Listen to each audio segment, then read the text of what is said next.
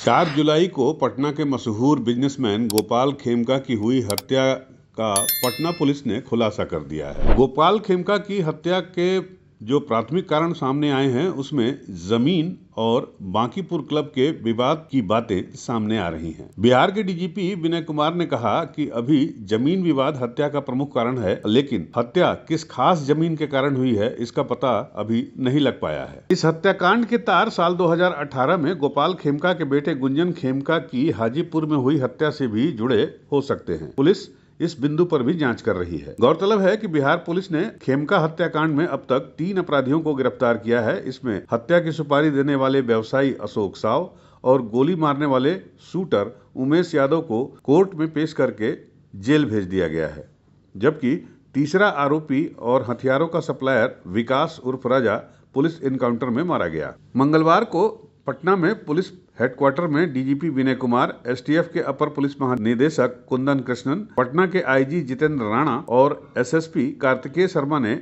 एक joint press conference करके पूरे घटनाक्रम का खुलासा किया। इन्होंने कहा कि गोपाल खेमका की हत्या कराने और करने वाले गिरफ्तार हो गए हैं और सटीक कारण की तफ्तीश जारी है। निश्चित रूप से आ सकते हैं। इस पे जब अनुसंधान होगा तो इसमें क्योंकि फाइनेंशियल चीजें इन्वॉल्व है तो इसमें फाइनेंशियल चीजों में और भी अभियुक्त आएंगे, लेकिन ये जो डॉक्यूमेंट्स मिल गए उसकी स्क्रूटनी के पश्चात ही हम लोग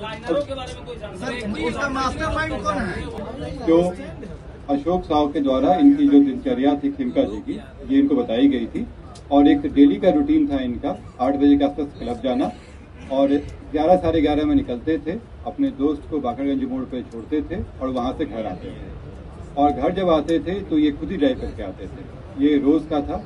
ये जो व्यक्ति है उमेश के द्वारा रेकी की गई थी, इनकी दिनचर्या देखी गई थी और घटना के दिन भी ये पहले फॉलो किए हैं उनको कि कहाँ पे गए हैं, बाकरगंज मोड़ पे आए हैं, तब ये बढ़ के अपने अपार्टमेंट के पास जाके वेट किए। जो दोनों अभियुक्त हैं उनको जेल में भेजा जा रहा है। न्यायालय रिमांड पे लेके उनसे गहन पूछताछ होगी, जिसमें बाकी सारे अगर किसी और की संलिप्तता है या बाकी और भी बिंदु हैं तब तो पुलिस के मुताबिक 1.5 महीने पहले अशोक साव ने रची थी गोपाल खेमका की हत्या की साजिश। एडीजी ने कॉल रिकॉर्डिंग भी सुनाई। हत्या में प्रयोग किया गया हथियार भी बरामद हो गया है। डीजीपी ने कहा कि हत्या के सटीक कारण की तफ्तीश अभी भी जारी है और जल्द ही इसके कारणों का खुलासा भी हो जाएगा। इसकी जांच पटना एसएसपी के जिम्मे है। इस पूरे हत्याकांड में मेन लाइजनर की भूमिका निभाने वाले राजा उर्फ विकास की पुलिस इनकाउंटर में मौत हो गई। उसके ऊपर हत्या और लूट समेत करीब दर्जन भर मामले दर्ज थे। पुलिस के मुताबिक आरोपी अशोक साव का नाम संतोष टेकरीवाल, मनोज कमलिया समेत कुछ अन्य हत्याकांड में भी जुड़ा हुआ है। इससे जुड़े तथ्यों की भी जांच की जा रही है। मौके पर मौजूद एडीजी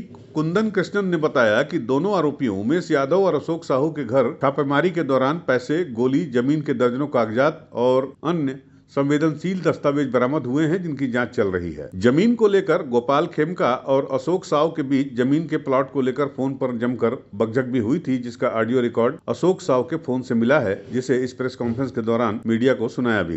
कारण कई हो सकते हैं, इसमें समय लगेगा, काफी रिकॉर्ड्स जांच करने पड़ेगी, काफी कॉल रिकॉर्ड्स भी देखना पड़ेगा। जैसे उदाहरण स्वरूप अशोक साव के मोबाइल से इस तरफ की वाकया आती है।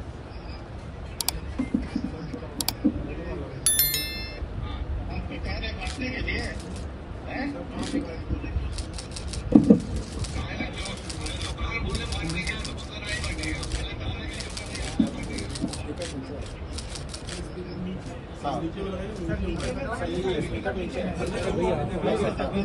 अरे मेरे बदौलत है, ये आपके बदौलत है तो आप उसका फायदा आप भरपूर उठा रहे हो। इसका बदौलत का मतलब नहीं समझे। आपने बोले कि मेरे बदौलत है, ये मेरे बेनिफिट हम उठा रहे हैं, बेनिफिट हम उठा रहे हैं। हाँ, हम उठा रहे हैं बेनिफिट। आज भी बोलते हैं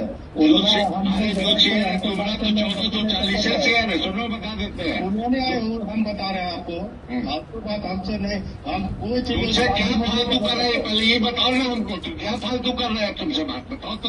यही तो चीज यही ना बोले, तुम कागज हमको दे दीजिए, ये मतलब तैयार करके दे दीजिए, फाइल में करके दे दीजिए। कागज जो देगा तब ना हम देंगे। अच्छा नहीं देगा तो उसका जिम्मेदार हम रहेंगे। अरे भैया नहीं देगा तो ये तो है ना बोलना है, वो जवाब देगा। जैसे मिंटू नहीं दे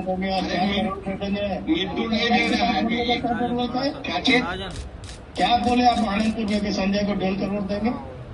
किसको बोले गए? किसको बोले गए भाई? कौन बेटी चोट बोलता है? माधे चोट के हम बोले गए? बताओ तो, किसको बोले गए कि हम 1.5 करोड़ रुपया देंगे? कौन बोला है तुमको? कौन बोला है? के सामने में हम। अरे तुम अभी बोलो ना, अभी फोन से बात करा देते हैं। कॉन्फ्रेंस इस तरह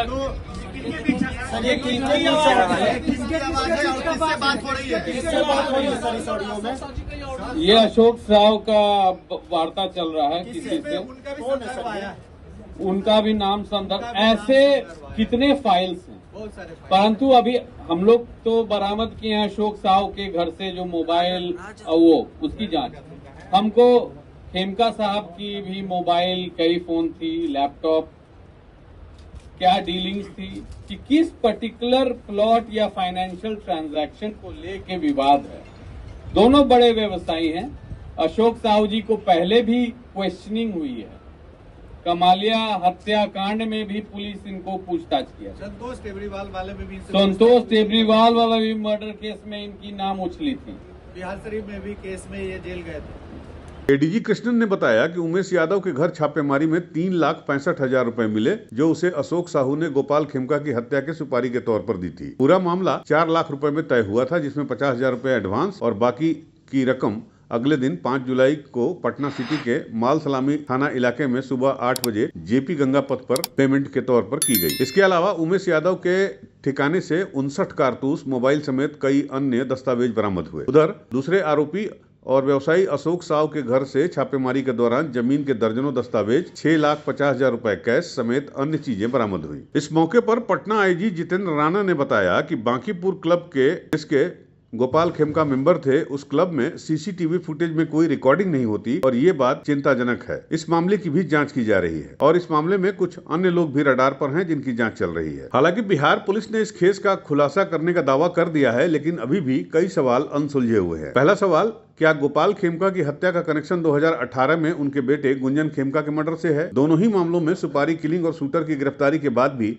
असली मास्टरमाइंड तक पुलिस क्यों नहीं पहुंच पाई? इसके अलावा बांकीपुर क्लब के विवाद में और कौन कौन लोग शामिल हैं? क्या किसी पॉलिटिकल या अन्य बड़े बिजनेसमैन का नाम सामने आ सकता है? पुलिस ने जिन आरोपियों को गिरफ्तार किया है, क्या वही असली गुनहगार हैं या पर्दे के पीछे कोई और भी है? सबसे बड़ा सवाल कि पुलिस की जांच अब भी अधूरी है या अभी भी कोई और बड़ा खुलासा हो सकता है। गोपाल खेमका के परिवार और बिहार के व्यापारी वर्ग में इस हत्याकांड के बाद दहशत और गुस्से का माहौल है। व्यापारी वर्ग का यह भी कहना है कि अगर गुंजन खेमका मर्डर केस में असली साजिशकर्ता को पुलिस ने पकड़ लिया होता तो शायद आज गोपाल खेमका जिंदा होते, और यही वजह है कि बिहार में भी अब यूपी के योगी मॉडल की मांग की जा रही है। तो दोस्तों, ये थी पटना के चर्चित गोपाल खेमका हत्याकांड की पूरी कहानी। एक एनकाउंटर, 2 गिरफ्तारी, लेकिन कई अनसुलझे सवाल। क्या पुलिस आने वाले दिनों में इन सवालों का जवाब दे पाएगी? क्या इस हत्याकांड के असली मास्टरमाइंड सामने आ पाएंगे? यूपी न्यूज 9 पर हम इस केस की हर अपडेट आप तक पहुंचाते रहेंगे।